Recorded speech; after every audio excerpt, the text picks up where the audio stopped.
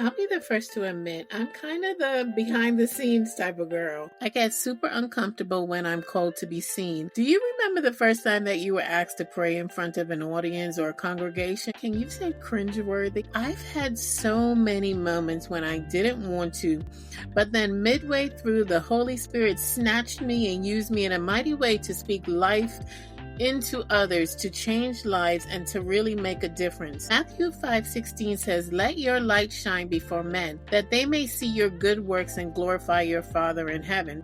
Listen, I've been guilty of dimming my light to avoid judgment or stay comfortable, but God created me to shine, and guess what? He created you to shine too. Honestly, I need more of dance like David moments in my life, okay? Because whatever God wants me to do, say, or be will always exceed the thoughts and opinions that the naysayers have, right? We ain't checking for no naysayers in this season of our life. Part of our calling is to let our light shine so others may see the God in us. I want to challenge you to change your perspective. I'm going to take this challenge for myself too, because whenever you feel like shrinking or hiding, remember, your light isn't about drawing attention to you. It's about pointing others to God. Someone needs to hear your voice and see the light in you, to see the light that you carry, because it actually shines a spotlight on their path to Jesus, to overcome the darkness and to find their truth. This is the power in your ministry,